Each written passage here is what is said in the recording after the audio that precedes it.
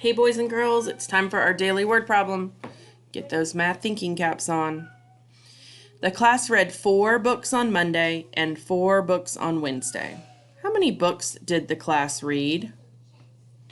The class read 4 books on Monday and 4 books on Wednesday. How many books did the class read? Think about what this word problem is asking you. Think about a strategy that you can use to solve it. Think about what numbers are important in this word problem. Okay. Then you'll come down here, and in this box you will show your thinking. Think about a strategy that would work. You're going to draw a picture. Are you going to use a 10 frame? Do you want to count on? Do you want to use a number line? After you use your strategy, make sure you write your answer on the line.